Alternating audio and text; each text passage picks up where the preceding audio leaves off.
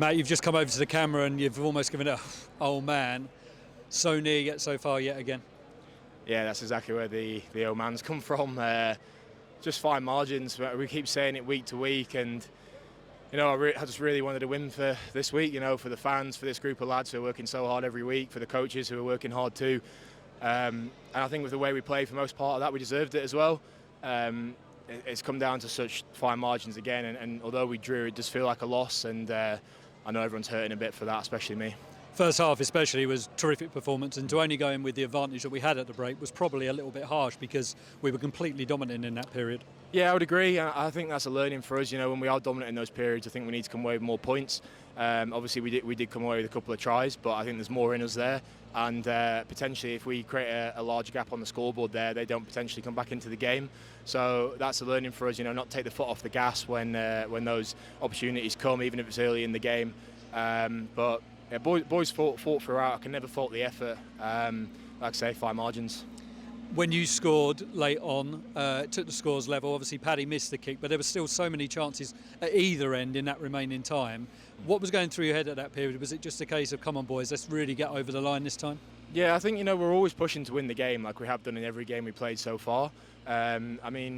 Realistically, we don't really ever change the way we're playing based on the scoreboard. We'll make adaptations here and there as we need, but in terms of our general process of what we're trying to do and our game plan, we'll always stick to that and we'll back it. And I don't think that changed from sort of minute 1 to minute 80.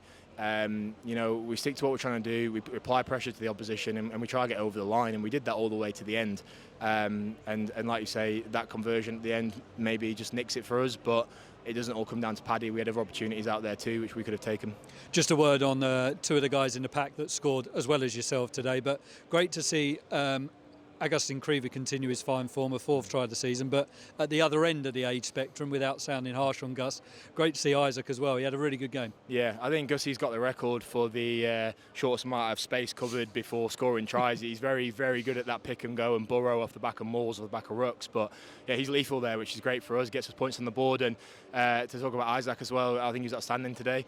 He's a guy who's been waiting patiently for his turn. He's been training well, been knocking on the door for all the guys who've been starting week in, week out, and he's come in and scored a try, some fantastic carries, and just a great all-round performance. Not the result we wanted, but more points on the board, and now all systems go ahead of a tough game against Exeter next weekend. Yeah, agreed. We've got a couple of points there on the table, which I know we wanted more, but it all counts. And we go back to the process we've been doing week in, week out. That's all you can do. I said to the boys, we go back to this process, we learn what we did wrong, what we can improve on, what we did well, and we keep doing what we're doing well too. And then, yeah, we've got a big week ahead because we've got Exeter away, who we know are going to be a tough challenge down there.